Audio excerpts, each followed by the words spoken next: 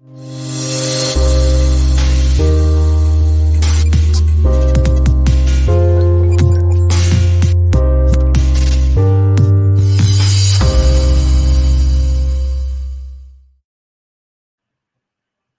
everyone.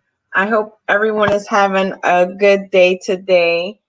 I am super excited to be with you guys today. I'm going to give everybody a few seconds to get on, as well as making sure that all my devices are up and loaded, ready to go. Everybody having a great week. Thank you guys for joining so much. I appreciate it. I got one device I'm just trying to upload so that I can make sure that I'm not missing anyone's questions. All right, guys, so we're going to continue our series on stress. So our series on stress, we went over part 1. Now we're going to go to part 2. So we all know that stress is a normal physical and mental reaction to life experience. We all experience stress in some way or form, some more than others. In chronic stress, we know that can cause many symptoms that can affect our body and your health. So some of the symptoms that you would experience for chronic stress is anxiety, depression, headaches, insomnia, and become short-tempered. Chronic stress can bring you down emotionally. So with that emotional stress, that can cause depression. With stress as well, because you're constantly thinking about things and something's always on your mind and to do, so you going to get tension headaches. With that, you'll also have a hard time going to sleep. You go to lay down, you're really exhausted and you want to be able to go to sleep, but your mind is constantly running, thinking about the things that you have to get done, the kids, the work, all of that. And then eventually it makes it harder for you to fall asleep and you can lead into insomnia. Long-term stress can actually weaken the immune system, which can cause you to get sick more often. So that is like when you have that really long chronic stress, you're easily can be exposed to things and get sick quickly. So let's touch into respiratory and cardiovascular system. So our stress hormones affects our respiratory and cardiovascular system. And during the stress response, you breathe faster. You're trying to quickly give out oxygen, rich blood to your body. And when you're under the stress, you're already breathing hard. And then for someone who has a breathing problem like asthma, the stress can make you start breathing even harder, and you can cause you actually get scared from that, and you're constantly going to have to use your asthma pump for that. The muscle that helps you breathe will also tighten up, which cause that shortness of breath. And under stress, your heart rate starts beating faster. The stress hormones can cause your blood vessels to tighten up, redirect more oxygen to your muscles, so you'll have more strength to take action. So that's what your stress hormones is giving your body a warning, like you have to react quickly.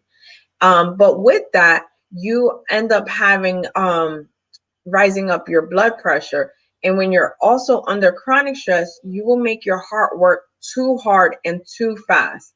And when your blood pressure rises, so does the risk of strokes and heart attack. So like all of this stuff is happening in your body, your stress, you're breathing hard. If you're already struggling with that, it can make it worse. If you're having a hard time with the stress, you can cause high blood pressure and so forth. So you got to be really mindful of these things. And with that, when you have blood pressure rises, when you bring up the risk of having a stroke or a heart attack, it can also create damage into your arteries. Okay. So let's dive into your digestive system. So under stress, your liver produces extra blood glucose to give you an increase of your energy. So in the increase of the energy, when you're under chronic stress, your body may not be able to keep up with this extra glucose that's coming through. So it's like a sugar rush coming through your body, if you want to take it that way. So chronic stress may increase your risk of developing type 2 diabetes. So the rush of the hormones Rapid breathing, increased heart rate can also upset your digestive system. That can actually increase your stomach acid, which will cause heartburns and acid reflux.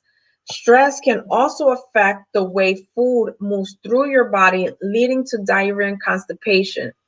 And you might experience nausea, vomiting, and stomach ache.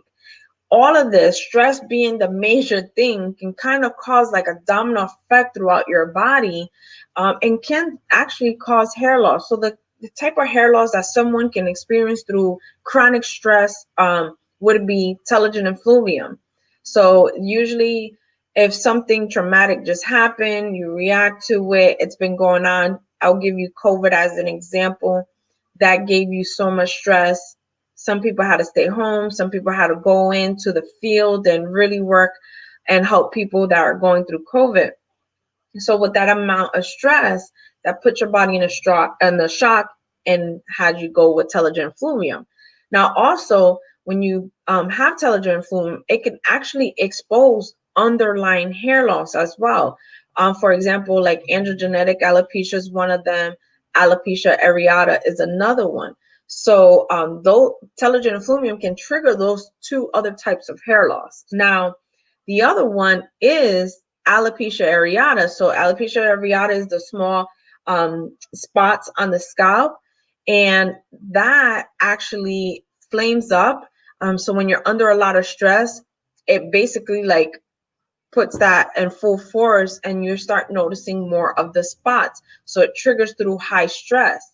The other one is trichotillomania. Someone who has trichotillomania, they may not notice it, but they're the ones that pull their hair out.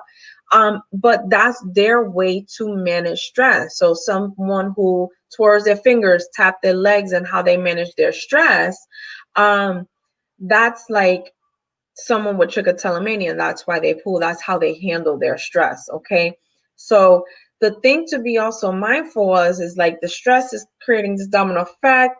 You start getting exposure of hair loss. You start to have deficiency in your body, and we will need to know what they are in order to be able to help you balance your body and help with the hair loss. So getting like a full blood test will help determine that.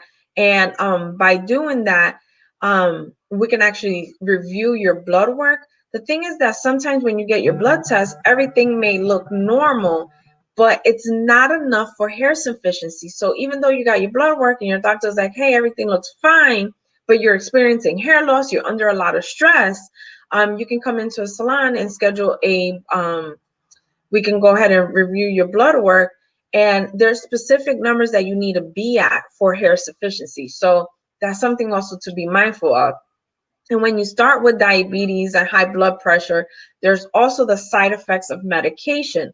So the side effects of medication can also link to hair loss. So those are things that we would have to, balance out and figure out and help you be able to calm down everything that's happening, balance your body well, and go ahead and try to find a way to help with your hair loss. Okay, so we can review that so that you can start living a well life. Okay, guys, I want to thank you guys so much for taking the time out with me today. I really appreciate it. We're going to continue to talk about stress. Stress is like a major thing. So many people are going through and experiencing it.